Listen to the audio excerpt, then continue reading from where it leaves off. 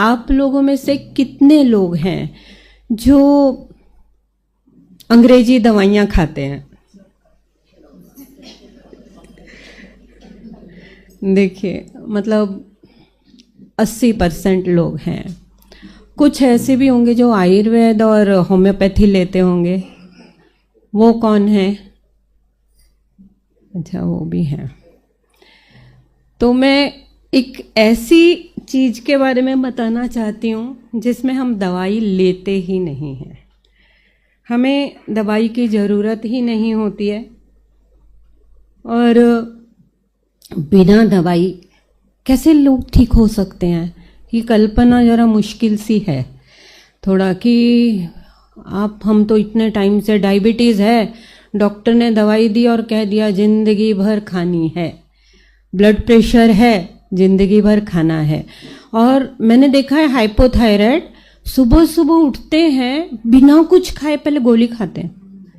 और मैंने बहुत लोगों को देखा है, कहीं फंक्शन में, कहीं शादियों में रिश्तेदार होते हैं ना, सुबह सुबह बॉटल ढूंढते हैं, फटाफट गोली खाते हैं। तो इन गोलियों से छुटकारा कैसे मिले, इन दवाइयों से कैसे छुटकारा मिले? तो मैं आपको एक बहुत राज की बात बताती हूँ कि आपके शरीर में हर दवाई है। आपके खुद के शरीर में सब कुछ है, मगर कहीं ना कहीं चीज़ें सो गई हैं, उनको जगाना होगा। तो मैं बात कर रही हूँ डॉक्टर लाजपत राय मेहरा न्यूरोथेरेपी। ये डॉक्टर लाजपत राय मेहरा जी जो मुंबई के ही थे, ऐसे जन्म अमृतसर का था, पंजाबी थे। और आज मुझे दुख हो रहा है कि मुझे थे बोलना पड़ रहा है, क्योंकि उनके साथ इतना समय बिताया, लगता नहीं कि वो गए हैं। तो ये न्यूरोथेरेपी एक ऐसी चीज़ है जिसमें हम कोई दवाई नहीं लेते, कोई मशीन यूज़ नहीं करते, नेचुरल तरीके से। जैसे हमारा नेचुरोपैथी होता है कि हम पंच तत्वों से बने हुए हैं हमारा शरीर, वैसे ही जो ये हमारे अंदर जो चीज़ें हैं वो भगवान ने हमारे शरीर में सब कुछ दिया हुआ है। कोई भी ऐसी चीज़ नहीं है जिसकी हमें ज़रूरत हो और अंदर ना बने। बहुत सारे लोग हैं जिनको डायबिटीज़ नहीं होता, जिनको बीपी भी नहीं होता और बिल्कुल ठीक रहते हैं। और एक ही घर में कुछ लोग होते हैं जिनको शुगर है, जिनको हार्ट का प्रॉब्लम है, बीपी है।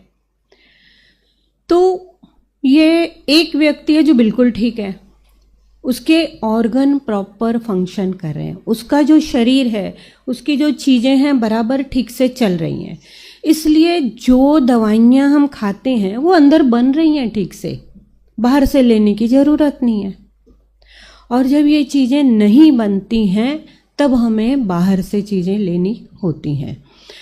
तो जैसे कोई भी एग्ज़ाम्पल हम ले सकते हैं कि डायबिटीज़ है। अब डायबिटीज़ में हमारे एक दो ऑर्गन हैं जो बहुत अच्छा काम करते हैं। हमने खाना खाया, अब खाने का भी एक सिस्टम है, जो मशीन भगवान ने बनाई है वो सबसे बेस्ट है। ऐसी मशीन दुनिया में कोई बना ही नहीं सकता, हम साइंटिस्ट लोग तो बिल्कुल नहीं। तो ये जो मशीन है, इसमें आपने समझो खाना खाया, मैं एक थोड़ा सा इंट्रोडक्शन दे रही हूँ। हमने खाना खाया, रोटी खाई, चावल खाया, दही दाल खाई, सब्जी खाई, सब मिक्स करके खा लिया। जैसे ही अंदर गया वहाँ पर एक थैली है जिसमें ये चीज़ें अलग अलग हो जाती हैं। हमने मिक्स करके खाया था, मगर वहाँ जाके हमारा रोटी अलग हो गई, चावल अलग हो गया, सब्जी अलग हो गई, दाल अलग हो गई। और वहाँ पर इन चीज़ों को पचाने के लिए अलग अलग चीज़ें बनती हैं, अलग अलग एंजाइम बनते हैं। और वो एंजाइम, एक एंजाइम है जो प्रोटीन को ही पचाएगा, मतलब आपकी दाल को पचाएगा। एक एंजाइम है वो आपकी सब्जी को पचाएगा। एक है जो सिर्फ रोटी, ब्रेड उनको पचाएगा। तो ये अलग अलग चीज़ें, सोचिए आप, अंदर जाने के बाद वो बाइफरकेट होती हैं, अलग अलग होती हैं, अलग अलग पची जाती। समझो आपने फ्रूट खाया, आपने फैट खाया ही नहीं, घी तेल खाया ही नहीं, तो वो चीज़ नहीं बनेगी। जो घी तेल को पचाने वाली वो बनेगी नहीं। मतलब बॉडी के हर एक ऑर्गन को पता होता है कहाँ क्या करना, जो चीज़ें हमें नहीं पता होती हैं।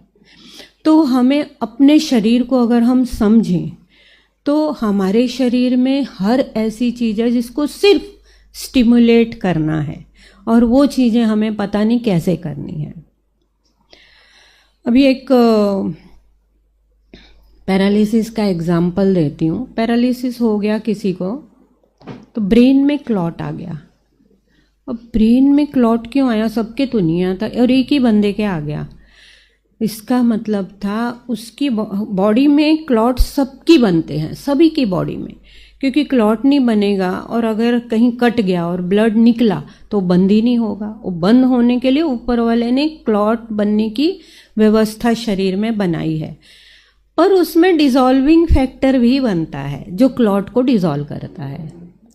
मगर किसी कारण से उस व्यक्ति का क्लॉटिंग फैक्टर बन रहा है पर डिसॉल्विंग फैक्टर नहीं बन रहा है। अब वो भी ऑर्गन के किसी सेल्स में बन रहा है। तो हम क्या करते हैं? हम उस बॉडी के डिसॉल्विंग फैक्टर को एक्टिवेट करते हैं। हम साइंस की बुक्स ही पढ़ते हैं, उनमें देखते हैं कि कहाँ पर ये डिसॉल्विंग फैक्टर बन रहा है। तो हमें पता चलता है लीवर के कुछ सेल हैं जिनको मास्ट सेल बोलते हैं, उसमें बन रहा है। कुछ लंग्स के सेल हैं, उनमें बन रहा है। तो हम उन लंग्स और लीवर के सेल्स को एक्टिवेट करते हैं और वो डिसॉल्विंग फैक्टर बॉडी में बनना शुरू होता है। और बनना शुरू होता है ऐसे नहीं कि हमने इकोस्प्रिन एक दिन ली और ठीक है हो गया। तो इकोस्प्रिन तो रोज लेनी पड़ती है, पर ये जो शरीर में बनता है फिर वो बनने लग जाता है। मशीन चालू हो गई, तो मशीन चालू हो गई तो वो चीज़ें बननी शुरू हो जाएंगी। तो इसको फिर अगर बरसों में बिगड़ा है तो आपको टाइम लगता है उसको बनाने में। हाँ, जो दर्दें वगैरह हैं वो जल्दी ठीक होती हैं, मगर जो सिस्टम बिगड़ा है उसको टाइम लगता है। इसका मतलब हम बीमारी नहीं ठीक करते, हम सिस्टम को ठीक करते हैं। हम रूट कॉज को देखते हैं कि कहाँ से रूट कॉज शुरू हुआ और फिर उसको ख़त्म कैसे करना है।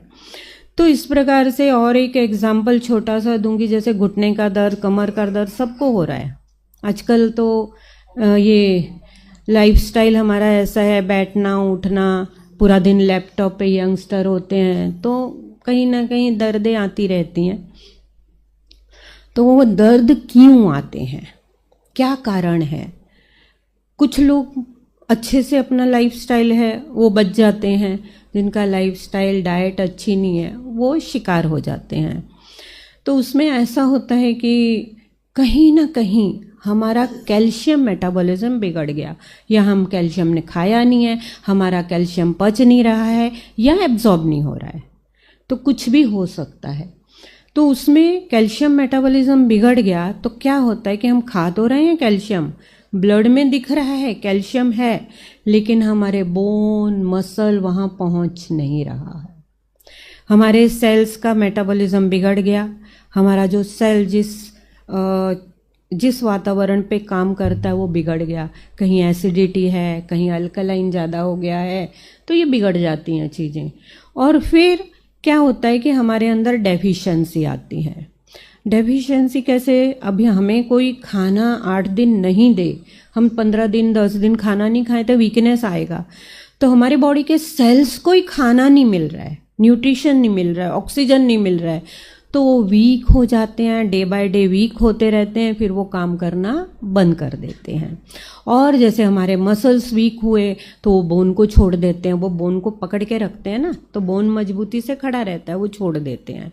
तो फिर धीरे धीरे हमारे बोन भी वीक होना शुरू होता है। और एक टाइम ऐसा आता है हम जरा सा झुके, कुछ उठाया, वजन उठा लिया, गिर गए, पड़ गए, कुछ हो गया, गाड़ी में बैठे स्पीड ब्रेकर उछलने में भी हो जाता है कि एक वर्टिब्रा पे दूसरा वर्टिब्रा दब गया। और वर्टिब्रा में से बहुत सारी नर्व निकलती हैं और वो नर्व दबने लगती हैं तो हमें पेन का एहसास होता है। तो ये हर जगह शरीर के हर एक ऑर्गन में चीज़ें होती हैं।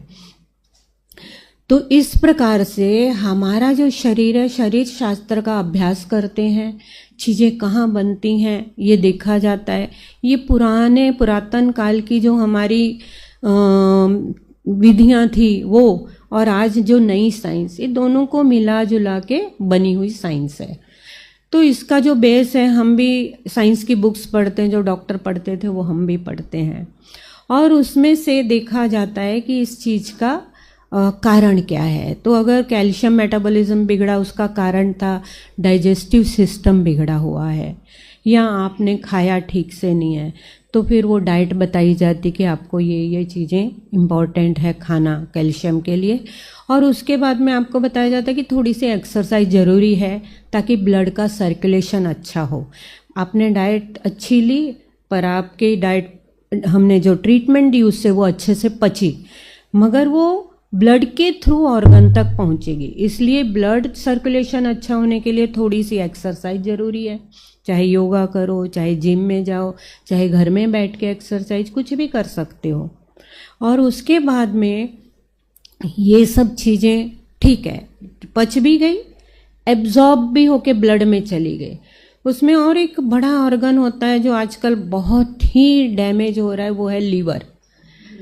मेरा खुद का एक्सपीरियंस है, कोरोना के बाद, कोविड के बाद बहुत ज़्यादा लीवर पे असर हुआ है।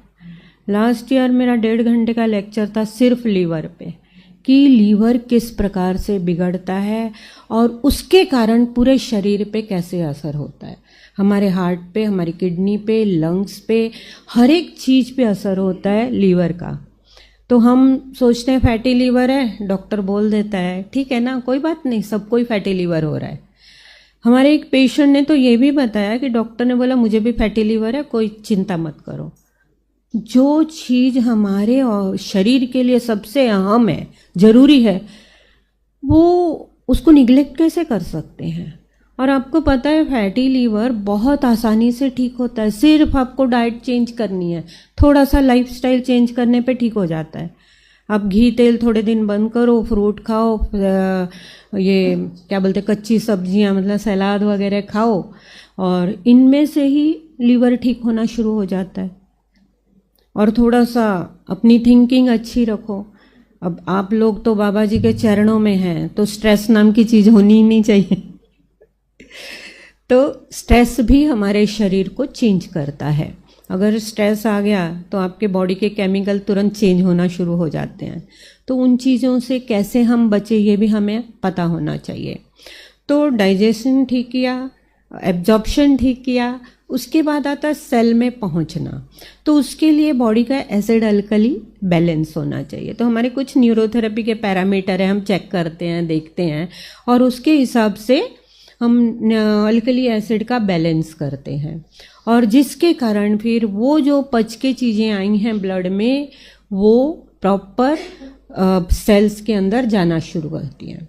और लीवर इसमें क्या काम करता है, वो स्टोरेज है ना, वो स्टोर रूम है, उसके पास सारे विटामिन्स हैं, मिनरल्स हैं, उसके पास प्रोटीन है, ग्लूकोज है, सब उसमें स्टोर रहता है। और जब भी इमरजेंसी हो वो हमें देता है।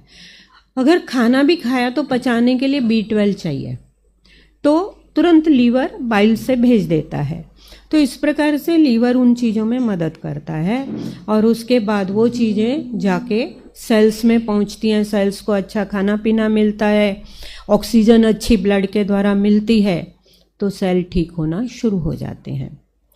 कुछ दिन की ट्रीटमेंट में पेन कम हो सकता है, लेकिन क्योर होने के लिए आपको उस सिस्टम को पूरी तरह से ठीक करना होता है। तो मेरा जो एक्सपीरियंस है इतने सालों का, तो मैंने देखा है कि 3 महीने लगते हैं कम से कम किसी भी सिस्टम को ठीक होने में। तो आप बोलोगे तो घुटना थोड़ा सा दर्द है, एक गोली खा ली आराम आ जाता है, एक दिन के लिए तो ठीक हो जाता है। मगर ज़िंदगी भर आपको चलना है, दौड़ना है, भागना है, तो आपको एटलीस्ट 2-3 महीने ट्रीटमेंट लेनी होगी, ताकि आप परमानेंट क्योर हो। तो हमारे पास जो आते हैं पेशेंट, हम बोल देते हैं उनको कि 8-10 दिन आओगे, आपका दर्द कम हो जाएगा, मगर फिर वापस आओगे। तो अगर आपको परमानेंट क्योर होना तो 2-3 महीने ट्रीटमेंट ले लो, अदरवाइज फिर आपकी मर्जी। अब हम बता देते हैं जो सच्चाई है वो।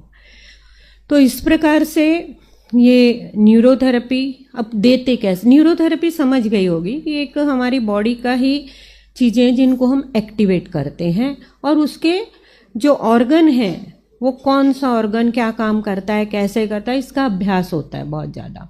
और फिर उनके फॉर्मूले बने हुए हैं, जैसे डॉक्टरों ने गोलियां बनाई हैं, दवाइयां बनाई, ऐसे हमारे भी फॉर्मूले हैं। ये ऑर्गन को मिक्स किया तो ये चीज़ बनेगी, ये ऑर्गन को मिक्स किया तो कैल्शियम एब्जॉर्ब होना शुरू होगा, विटामिन डी कैसे बनेगा। तो ये सारा स्टडी होता है, पढ़ाई होता है, और हम स्टूडेंट को भी ये सिखाते हैं।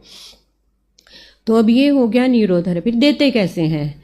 तो देने का तरीका ये है कि 2 साइड में चेयर, भी आप देखोगे आज कैंप भी है तो आप वहाँ प्रैक्टिकल साक्षात देख सकोगे कैसे देते हैं। तो व्यक्ति को सुलाया जाता है ज़मीन पे बेड के ऊपर, और फिर 2 साइड में चेयर होती हैं। चेयर पे थेरेपिस्ट की बॉडी वेट होता है और वो पैरों से प्रेशर देता है आपकी थाइस पे और यहाँ पर। आपकी कमर में दर्द है, कमर पे प्रेशर नहीं देते, नेक में दर्द है, नेक पे प्रेशर नहीं होता है। कई बार लोगों को प्रेशर ट्रीटमेंट है, सोचते हैं कि अरे ये हमारे नेक पे या कमर पे प्रेशर दे, तो ऐसा नहीं है। कुछ ऑर्गन के लिए थाइस पे और हाथों पे ही ज़्यादा प्रेशर होता है, और बाकी कहीं भी हो तो थोड़ा सा हल्का सा रबिंग होता है ब्लड सर्कुलेशन के लिए। तो ये देने का तरीका है। अब देने का तरीका और न्यूरोथेरेपी बताई, पर इनको बनाने वाले, इनके फाउंडर, उनके बारे में बताना बहुत ज़रूरी है। हमारे पूजनीय गुरुजी डॉक्टर लाजपत राय मेहरा जी, वो भी एक संत बंदे थे। हम गुरुजी कहते हैं लेकिन संत ही थे। दिमाग साइंटिस्ट का था, मगर दिल संत का था। तो हर व्यक्ति से प्यार करना, हर व्यक्ति के लिए सोचना, अच्छा सोचना, ये बचपन से उनमें गुण थे। और धीरे धीरे बड़े होते होते उन्होंने कुछ चीज़ें ऐसी सीखी थी छोटी मोटी कि जिनसे उनको लोगों को आराम आए। तो जैसे कहीं एक्यूप्रेशर है, कहीं है, तो थोड़ा थोड़ा सीखा था। तो वो लोगों पर सेवा देते थे, जैसे घर में काम वाम है, सब हैं, और शाम को 1 घंटा सेवा कर दी, तो ऐसे करते थे।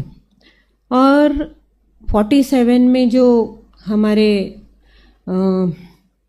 ये हमारे देश का जो, हाँ, उसके अंदर उस समय जो हमारे पाकिस्तान हिंदुस्तान बना और उस समय बहुत सारे प्रॉब्लम आए, वो उन्होंने आंखों देखे थे। उस समय उनकी उम्र 15-16 साल थी। 1932 के वो थे, अमृतसर में पैदा हुए थे, और वहाँ उस समय उन्होंने वो चीज़ें देखी थी, और वो बताते थे कि हम कैसे उन चीज़ों में से निकले। और उन्हीं चीज़ों में उनका अमृतसर में घर था, उस पर कुछ जल गया, कुछ प्रॉब्लम हो गए। तब तक पेरेंट्स जा चुके थे, तो वो मुंबई आ गए। मुंबई में उनके बहुत सारे रिश्तेदार थे और कपड़े के व्यापार में थे सब। तो इन्होंने भी आके कपड़े के व्यापार में उनके साथ काम शुरू किया। असल में विक्रोली में उनके लूम्स वगैरह भी थे, जो उन्होंने 2003 या 4 के बाद बंद किए।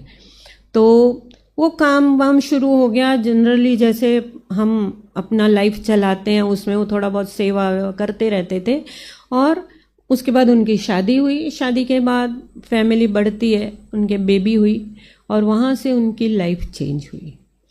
जो बच्ची थी वो 3.5 साल की उम्र की थी, और उसके हार्ट में होल था। और उस समय वो उसका सोडियम बहुत मतलब सोडियम उसको खाना नहीं, उसकी बॉडी में ज़्यादा हो जाता था। तो डॉक्टर ने कहा था कभी भी नमक नहीं देना। तो पूरी फैमिली विदाउट नमक खाना खाती थी।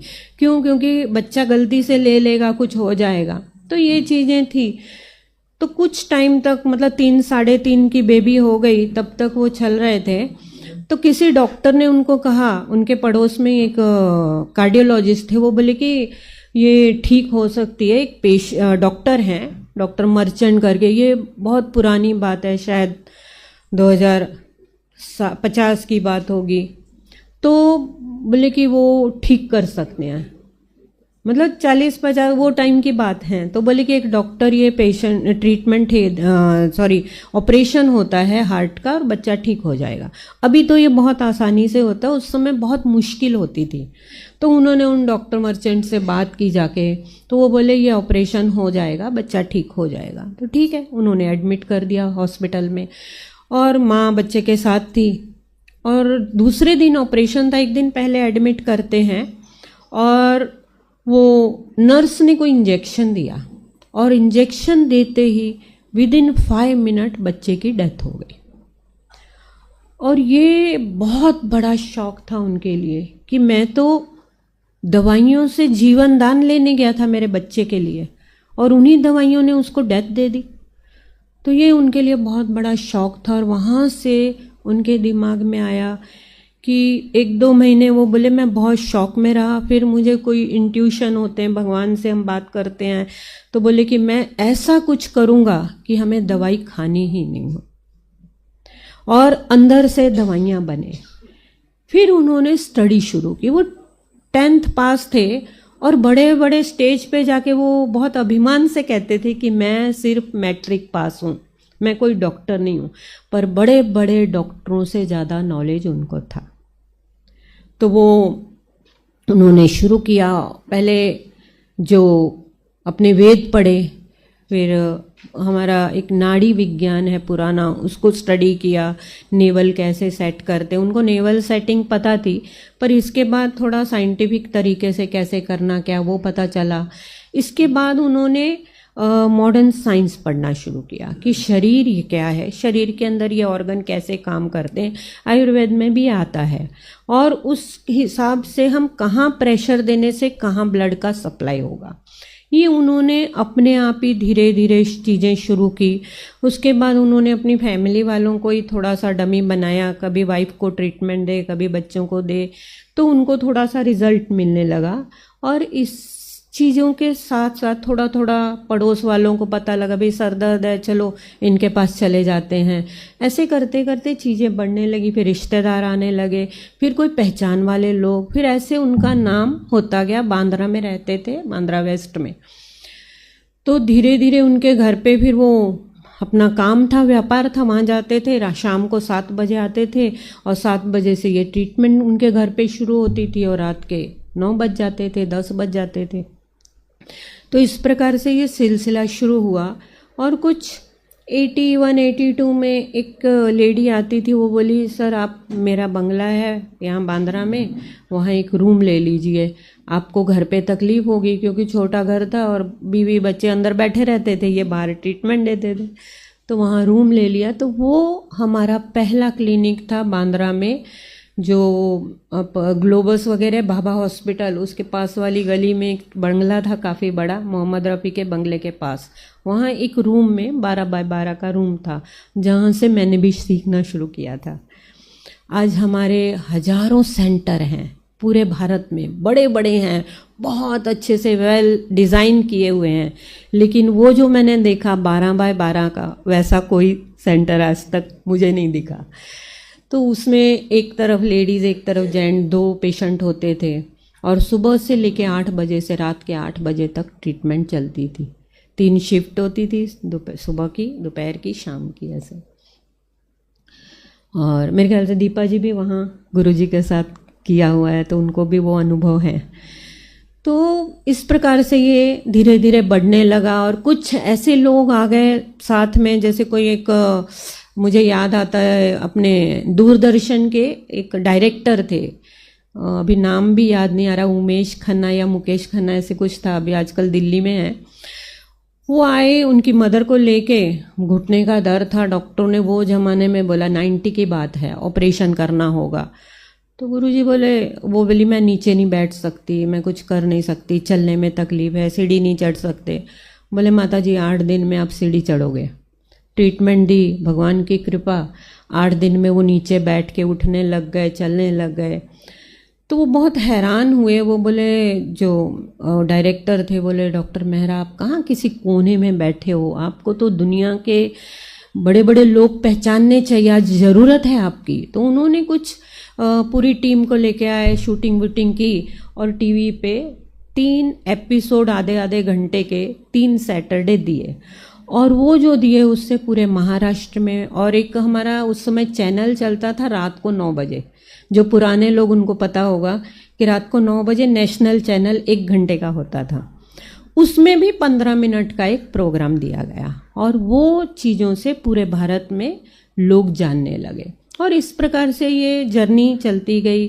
फिर उनके दिमाग में था कि आश्रम बनाए, एक ऐसा आश्रम जहाँ लोग आके फ्री में ट्रीटमेंट लें और इसको सीखें समझें। गुरुकुल जैसा लोग आके रहें, उनके दिमाग में नालंदा विश्वविद्यालय होता था कि वैसे हम भी लोग हमारे फॉरेन से आए और हमारे पास रह के पढ़ें। तो वो गुरुकुल जैसे लोग शुरू हो गए। 94 में वो आश्रम का उद्घाटन हुआ। तो जब आश्रम के लिए ज़मीन खरीदनी भी तब भी हम लोग वहाँ गुरुजी के साथ गए थे। फिर आश्रम शुरू हुआ और बहुत ही मतलब अच्छे से हमें लगा नहीं, जंगल है, वाड़ा है, यहाँ से भिवंडी के आगे वाड़ा से ऊपर 30 किलोमीटर एक टेबल लैंड है 14 एकड़ की, और वो एंड है। उसके बाद नीचे जाता है वो रास्ता, नासिक तक पहुँचता है। तो उस जगह पे वो उन्होंने बनाया था। और आप यकीन करो नहीं करो, उस जंगल में भी 1 साल के अंदर 100 पेशेंट आने लगा था। सैटरडे संडे ट्रीटमेंट होती थी, क्योंकि वहाँ कुछ था नहीं ना, जंगल था। पहले तो झोंपड़े 1-2 बने वहाँ। फिर उसके बाद में 94 में उद्घाटन हुआ और वो सिर्फ झोंपड़े थे और एक हम लोग पंडाल जैसा बना लेते थे। हम संडे को जाते थे, बहुत सारे यहाँ से स्टूडेंट।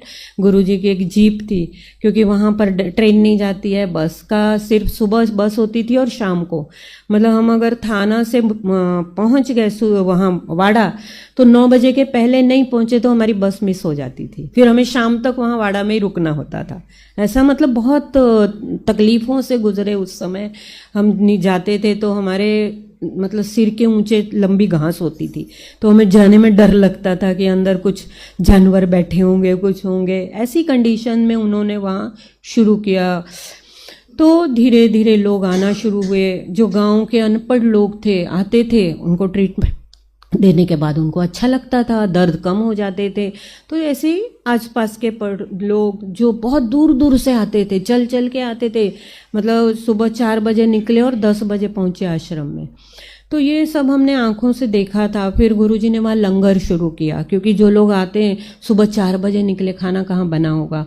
और ट्रीटमेंट के बाद कई बार लोगों को चक्कर आ जाता था। समझो हमने पैनक्रियाज ट्रीटमेंट दी और इंसुलिन बन गया तो शुगर लो हो जाएगी, खाना ही नहीं खाया है। तो फिर वहाँ पर लंगर शुरू हो गया, फ्री लंगर रहता था। पेशेंट ट्रीटमेंट लें, खाना खाएं, फिर घर जाएं, ऐसा। तो बाद में धीरे धीरे जलगांव से, नासिक से, मतलब दूर पूना से, दूर दूर से लोग आने लगे। कोल्हापुर, सोलापुर, ऐसे गाड़ियाँ भर भर के आने लगे। इस प्रकार से वो जर्नी शुरू हुई। वहाँ फिर ऑल ओवर इंडिया से लोग आने लगे। उसमें हमें बहुत मदद की। मैं बोलना चाहूँगी संघ ने, मतलब जो अपना RSS है, उन लोगों ने बहुत मदद की इसके प्रचार प्रसार में। और इसीलिए आज पूरे भारत में उन लोगों के, उनके बड़े बड़े लोग हैं जिन्होंने बहुत ज़्यादा इसको अहमियत दी, क्योंकि ये बिना दवाई के लोगों को ठीक करने का एक साधन, एक सेवा है। आप घर वालों के लिए कर सकते हो, आप रिश्तेदारों के लिए देख कर सकते हो, आप सेवा कर सकते हो फ्री, वृद्धाश्रम में, अनाथ आश्रम में, हर जगह पे इसको कर सकते हो। और ये कमाई का जरिया भी बन सकता है। यंगस्टर इसको अपना करियर बना के क्लिनिक भी खोल सकते हैं, सेंटर बड़ा खोल सकते हैं। तो इस प्रकार से हर चीज़ में इससे बेनिफिट है। तो इस प्रकार से ये जो जर्नी शुरू हुई, फिर पूरे भारत में धीरे धीरे वो एक व्यक्ति अकेला जिसने सोचा मैं ऐसा करूँगा, और उसके बाद उनके साथ हजारों लोग हो लिए। तो इसी प्रकार से मैं भी सोचती हूँ हमेशा, मैं मेरे जितने भी स्टूडेंट हैं उनको कहती हूँ कि आप भी चलो, अच्छा सोच के चलो, अच्छी कर्म करो, आपके पीछे बहुत सारे लोग आ जाएंगे। आज पंकित खड़ा है, आप लोग सारे उसके पीछे खड़े हो गए। तो ये जर्नी ऐसी है, ये सेवा ऐसी है कि हर व्यक्ति दिल से आपकी मदद करना चाहता है। अब मैंने ये न्यूरोथेरेपी बता दी, वो कैसे बनी, गुरुजी के बारे में बता दिया। थोड़ा सा मैं मेरा थोड़ा सा इंट्रोडक्शन दूंगी और कैसे पेशेंट ठीक होते हैं और कौन कौन सी बीमारियों में न्यूरोथेरेपी काम कर सकती है, वो कुछ डिटेल में बताऊंगी। मैं गुरुजी को 89 में मिली थी और 90 से मैंने सीखना शुरू किया। मेरे हस्बैंड को स्लिप डिस्क था, 10 साल सफ़र किया यंग एज में। वो थोड़ा सा मैं बताऊंगी कि वो चेस चैंपियन थे, कैरम चैंपियन थे, नेशनल लेवल पे खेलते थे और उनका एक पैशन था, वो नाटकों में काम करते थे और नाटक डायरेक्ट करते थे। तो ये तीनों चीज़ें ऐसी हैं जिसमें फिजिकली बहुत वर्क होता है। जब कैरम या चेस खेलते 10-10 घंटे प्रैक्टिस में जाते हैं और वो उसके बाद जो उनका बैक पेन शुरू हुआ और इतना ज़बरदस्त शुरू हुआ कि ये चीज़ें धीरे धीरे उनकी लाइफ से छोड़नी पड़ी उनको। और हमने बहुत कुछ किया। मैंने उनके लिए ये एक्यूप्रेशर सीखा, मैग्नेट थेरेपी सीखी, फिर नेचुरोपैथी सीखी। पहले 1 साल का कोर्स किया, फिर 3 साल का किया। मतलब वो कुछ चीज़ें मैं घर में अप्लाई कर सकूं। बच्चे छोटे हैं, हर बार हॉस्पिटलाइज होना भी बहुत मुश्किल होता था। और उसके बाद हमें किसी ने कहा कि आप ये डॉक्टर मेहरा जी इनके पास जाइए। तो हमें विश्वास नहीं था, हम इतना कुछ कर चुके थे कि हम बोले कि ये वो प्रेशर वाला है ना, हम मड़ी वाला के पास गए थे, उन्होंने भी लात मारी थी, तो हमें यकीन नहीं था। लेकिन जब हम फर्स्ट सीटिंग उनके पास गए और फर्स्ट सीटिंग में उस समय उनको बहुत ज़्यादा अटैक आया हुआ था। स्लिप डिस्क में आपको भी पता होगा, ये बीच बीच में ऐसे अटैक आते हैं कि बंदा बेड रिटर्न हो जाता है। तो वो फर्स्ट सीटिंग में उनको आराम आया और फर्स्ट सीटिंग में आराम आने के बाद बोले कि कमलेश ये कोई ना जादू है। हमने 3-4 दिन गए तो बहुत अच्छा लगा और उनके दर्द कम हुए। 10 दिन की ट्रीटमेंट के बाद वो ऑफिस जाने लगे। तो बाद में हम थोड़ा 1 महीना गए, रोज जाते थे और आते थे। हमारा घर सांताक्रूज ईस्ट में और हम जाते थे बांद्रा, तो ऑटो में जाने आने में तकलीफ हो जाती थी। तो मैंने गुरुजी को एक दिन ऐसे ही कहा कि इनको ऑटो में बहुत प्रॉब्लम होता है। बोले आप सीख लो। तो मैं कैसे सीख लूँ, ये विद्या है। बोले कोई मंत्र नहीं पढ़ने हैं, आप सीख लो। एक लड़की को बुलाया, इनको सिखा दो। बोले कमाल है, ऐसे भी लोग होते हैं कि अपनी विद्या ऐसे आसानी से दूसरे को दे दे। उन्होंने जो बैक पेन का एक स्पेशली था वो मुझे सिखा दिया। फिर मैंने घर में किया। 1-आध महीने के बाद हम मिलने जाते थे और आप यकीन करो 3 या 4 महीने हमने ट्रीटमेंट वो करी। और उसके बाद ये भगवान की मतलब ये भी है कि वो जल्दी चले गए। 2001 में उनकी डेथ हुई। तो 89 से 2001 तक कमर दर्द कभी नहीं हुआ, कभी नहीं हुआ। जो लोग डॉक्टर बोलते हैं कि झुकना नहीं, वजन नहीं उठाना, वो सब करते थे, लेकिन कमर दर्द उनका कभी नहीं हुआ। तो इसके बाद उन्होंने मुझे बोलना शुरू किया, तूने इतना कुछ सीखा है लेकिन ये चीज़ सीखो, ये बहुत अच्छा है। थोड़ा सा हम गृहस्थी में होते हैं, बच्चे हैं, जॉइंट फैमिली में बहुत मुश्किल होता है टाइम निकालना, पर वो बोले नहीं आपको करना है। तो मैंने भी जिद की कि नहीं मुझे करना है। मैं मदर इन लॉ से परमिशन ली, घर 10 देवर देवरानी, अच्छा बड़ा खासा परिवार था। और फिर मैंने वो सोचा कि कुछ भी करके करना है। तो मैं 4 बजे सुबह उठती थी, खाना वाना सब बनाती, बच्चों के टिफिन पैक करके। मेरी छोटी बेटी केजी में थी जब मैंने शुरू किया और फिर वो रुकी ही नहीं। मैं कहीं पढ़ने के लिए टाइम नहीं मिलता था, तो हम ट्रेन में, बस में, रिक्शा में छोटी छोटी डायरियाँ रखते थे और वो पढ़ते थे, क्योंकि पढ़ना ज़रूरी है। फिर मुझे न्यूरोथेरेपी समझती नहीं थी। मैं आर्ट्स स्टूडेंट, मैंने एमए किया हुआ। तो मेरे हस्बैंड बोले आपको साइंस पढ़नी पड़ेगी। देन मैंने एक प्रोफेसर को बुलाया, हायर किया हमने, जो एमबीबीएस को पढ़ाते थे। और हमारे साथ और भी 8-10 लोग थे। हम लोगों ने वो क्लासेस ली और साइंस पढ़ी 1 साल तक, एनाटॉमी फिजियोलॉजी पढ़ी और फिर न्यूरोथेरेपी समझने लगी। फिर गुरुजी के साथ क्लिनिक पे 25 साल काम किया, आश्रम में 20-22 साल काम किया। और उसके बाद जो एक्सपीरियंस थे, और सबसे बड़ी बात यानी जब हस्बैंड की डेथ के बाद घर भी चलाना पड़ा और फिर वो फाइनेंशियल भी, उसके लिए गुरुजी ने मुझे कहा कि क्लिनिक खोल लो। तो उसके पहले भी मैंने क्लिनिक वाशी में शुरू किया था 97 में, क्योंकि वाशी से लोग बहुत दूर दूर से उस समय 95 में आते थे और तकलीफ़ थी और जाने में तकलीफ़ हो जाती थी। तो वाशी में सिर्फ वो संडे को 1 दिन जाते थे और बहुत पेशेंट आते थे वहाँ। फिर हमने 2 दिन कर दिए, ट्यूसडे और सैटरडे ऐसे। तो आज तक वो क्लिनिक चल रहा है। उसके बाद मैंने वो सेवा के लिए था, फिर अर्निंग के लिए शुरू किया। तो उसके बाद में धीरे धीरे यहाँ इस साइड में शुरू हो गए क्लिनिक। और फिर जो भी एकेडमी शुरू हुई, तो एकेडमी के बाद लोग सीखना शुरू हुए, तो उनके बैच ने वहाँ पर यहाँ पर सब जगह पर धीरे धीरे सेंटर शुरू हो गए। जो सीख के जाते थे वो सेंटर अपना चलाते। तो इस प्रकार से धीरे धीरे ये काफ़ी आगे फैल गई। अब इसमें कैसे देते हैं हो गया, और अब कैसी कौन कौन सी बीमारियां इसमें ठीक हो सकती हैं। शरीर से कोई भी बीमारी शरीर के अंदर से जो हुई है, शरीर के ही ऑर्गन को, शरीर के ही सिस्टम को हम ठीक करके उन चीज़ों को हम ठीक कर सकते हैं।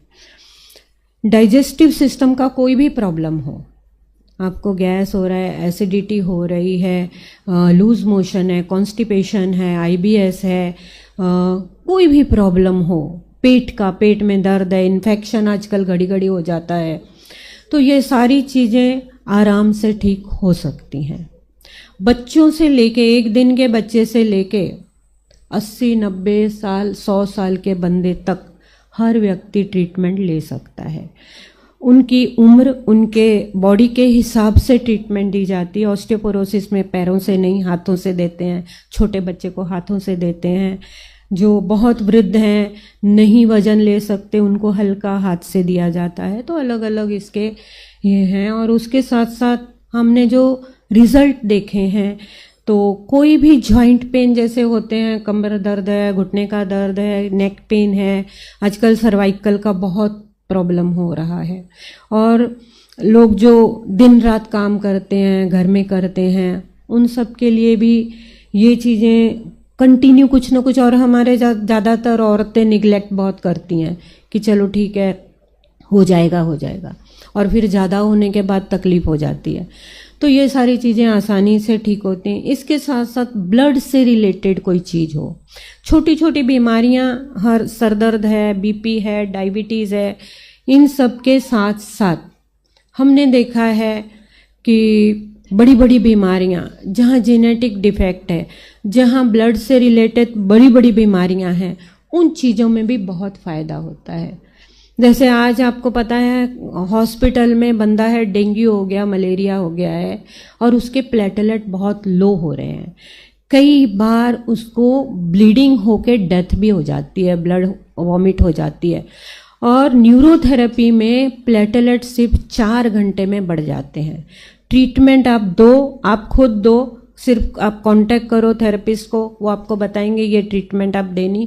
छोटी सी ट्रीटमेंट, पीठ पे खाली ऐसे ऐसे रब करना है, वो देने से प्लेटलेट जब अगर सुबह उसके 15,000 हैं, दोपहर तक 25 हो जाएंगे, शाम तक 50 हो जाएंगे, दूसरे दिन 1 लाख हो जाएगा। और ये हमारे पास बहुत सारे पेशेंट का डाटा है। आज तो पूरे भारत में लोग यही कर रहे हैं। तो छोटी सी चीज़ किसी की जान बचा सकती है। क्योंकि बहुत बार मैंने देखा है कि ये प्लेटलेट लो होने से प्लेटलेट चढ़ाए जाते हैं। अभी तो मैंने 1-2 ऐसे एक्सपेरिमेंट किए कि प्रेग्नेंट लेडी है, उसके प्लेटलेट डाउन है, 6ठा महीना, और प्लेटलेट 6000। तो कभी भी उसके बच्चे की डेथ हो सकती, ब्लीडिंग हो सकती है। उसके हस्बैंड को बाई चांस हमारा थेरेपिस्ट ही था, उसको मैंने कहा ये ट्रीटमेंट दो, ट्रीटमेंट दी, दूसरे दिन चेक किया 1 लाख था। डॉक्टर सारे खुश हो गए, उसको डिस्चार्ज दे दिया, और 7वें महीने तक उसके 2.5 लाख हो गए, जो नॉर्मल होते हैं। तो ये जो चीज़ें हैं, आप सोचिए, कोई हॉस्पिटल कर नहीं सकता है। आज बहुत सारी ऐसी बीमारियां हैं जिनके नाम आपने सुने हो कि नहीं पता नहीं। मोटर न्यूरॉन डिजीज़ है, मस्कुलर डिस्ट्रॉफी है, MS, मल्टीपल स्क्लेरोसिस है, ऐसी बड़ी बड़ी बीमारियां हैं। ITP है, जिसके पेशेंट में बहुत आराम आता है, और अगर वो लंबे समय तक लें तो ठीक भी हो जाते हैं, क्योंकि बॉडी को ठीक होने के लिए टाइम लगता है। तो ऐसी छोटी बीमारी, बच्चे जो हैं, उनके जो प्रॉब्लम होते हैं छोटे बच्चों के, जैसे भूख नहीं लग रही, उनको लूज मोशन हो गए, उनको कॉन्स्टिपेशन रहता है, उनका ग्रोथ नहीं हो रही, उनकी हाइट नहीं बढ़ रही, आंखों पे चश्मा लग गया है छोटी उम्र में, बेड वेटिंग हो रही है, बड़ा हो गया तो भी बेड वेटिंग हो रही, ऐसे आराम से आप घर में ट्रीटमेंट दे के चीज़ें ठीक कर सकते हो। बुढ़ापे में जो प्रॉब्लम होते हैं या औरतों में जो प्रॉब्लम होते हैं, मेंसेस के प्रॉब्लम है, इनफर्टिलिटी है, पीसीओडी आजकल बहुत है, ये सब चीज़ें भी आराम से न्यूरोथेरेपी में ठीक हो सकती हैं। तो इस प्रकार से मैंने ये शॉर्ट में थोड़ा सा इंट्रोडक्शन दिया है न्यूरोथेरेपी का। और आपको कुछ पूछना हो, कोई आपके दिल में प्रश्न हो, आप पूछ सकते हो 5-10 मिनट।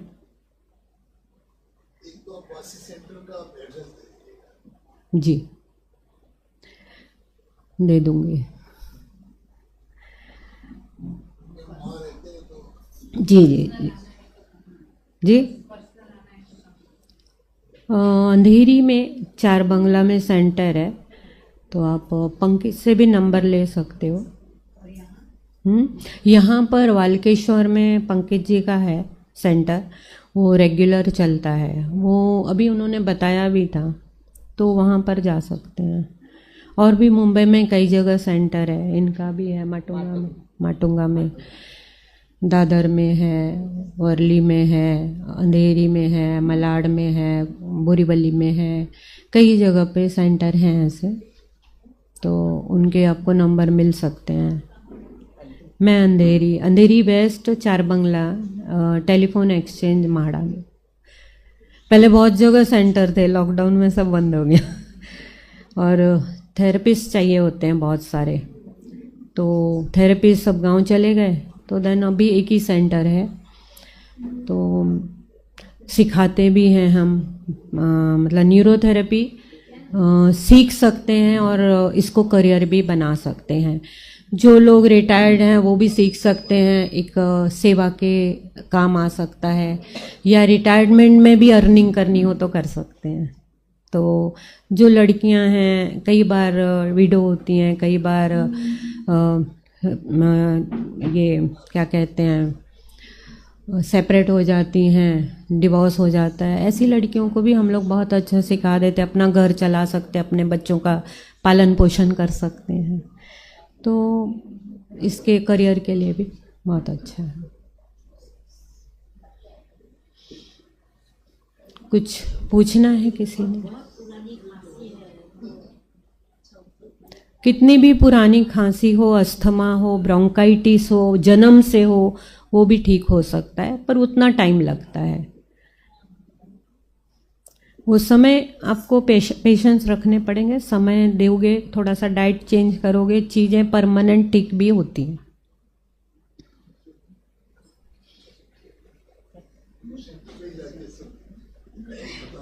जी।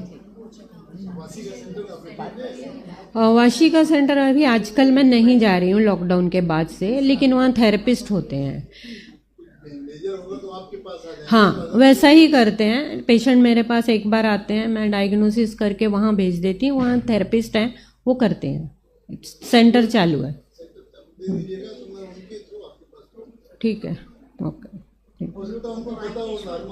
जी जी जी।